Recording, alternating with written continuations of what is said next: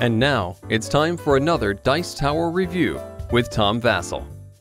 Today we're talking about Saddle Up, which is another one of the games in the Bright Ideas line from Playroom Entertainment. And like all these games, they're designed to be fun, but also to make kids think. They're slightly educational, or maybe a lot educational. This one is like the opposite of Memory Match. You have to put things side by side. You cannot, everything that you put next to each other can't match what else you put next to it. So basically, instead of putting things together that match, you have to put things together that don't match remotely.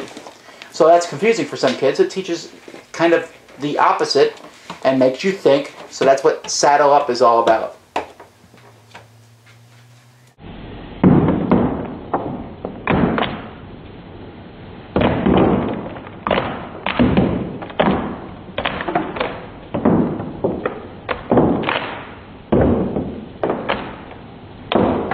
Saddle Up comes with 50 cards with a variety of shapes on them.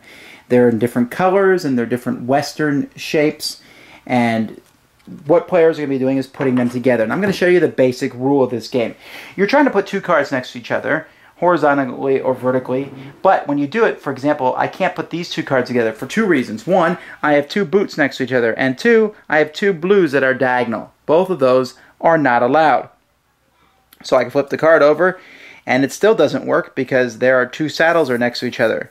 I try to do it this way, and here I have two greens and two saddles. That's no good. Flip it over, I have two horseshoes that are diagonally. Here I have two boots, so that doesn't work. This way, two blues are diagonal. I tried this way, and lo and behold, it works. 4 different colors, 4 different shapes. And so you can add more cards to the grid. So let's say I add this one here, and you can see that red, green, yellow, gray, red, gray, yellow, green, fork, everything's different. So those are allowed to go there. And you say, wait a minute, but those two reds are diagonal. Well, if they were two cards that are orthogonally adjacent, that wouldn't work. But because they're diagonally adjacent, that's allowed. That's actually a little confusing for kids. But there's 3 games you can play with this. In one game, you turn over 2 cards. And players are looking at these 2 cards, trying to find a legitimate spot to put them on the board. And the first person to find it will shout it out and be able to put on the board.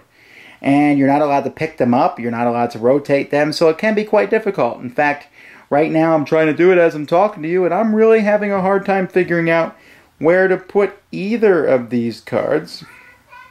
So, but let's say I could. Well, let me find one that I know I can put out. Alright, here. Let's say this was one of the 2 cards, and I say, aha! It goes here. If that happens, I get to keep the other card. Okay, that's one game. First person to get enough of these cards is the winner. Another version is to give each person 7 cards. They sit down and they build their own grid.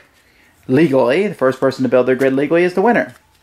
And then the third option is to have the game set up like this, and players have cards in their hands, and they just put down the cards as fast as they can on the grid, and the first person to do that correctly and get rid of all the cards in their hand is also the winner. So that's basically how you play the game, as long as you remember that matching, or actually lack of matching, rule. Saddle Up! It's a game of, well, not matching. In the sense that, you know, you're trying to not put things together. And so it's going to be tough for kids. I like the actual puzzle aspect where each kid gets 7 cards and you try to form your own grid, because it makes them think. It's kind of like a puzzle for kids. Tough. But what do you think? It's not really about me. Do you like this game? No. No? Why? Because it's really hard. Well, Holly doesn't like hard things. Okay. Well, what do you think, Melody? It's in the middle of hard and easy, in the middle of good and bad, so mediocre. Mediocre? Yep. Alright. Next, Emo. What do you think? It's okay because it's kind of confusing, like the other game, because the pieces, they're like a lot alike. Okay, they are kind of similar. Listen, don't listen to my kids. This is good. This is something that your kids will enjoy. Maybe that it's not as fun and easy as other games, but it is a game that they can really, you know, that will really build up their observational skills, looking around and basically not matching.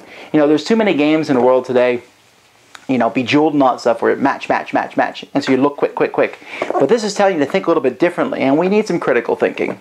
This is the beginning, I think. Anyway, that's what I say. Thanks for joining us today. For more written, audio, and video reviews, as well as the #1 board game podcast, check out the website at www.thedicetower.com. Until then, this is Eric Summerer, and you've been watching The Dice Tower.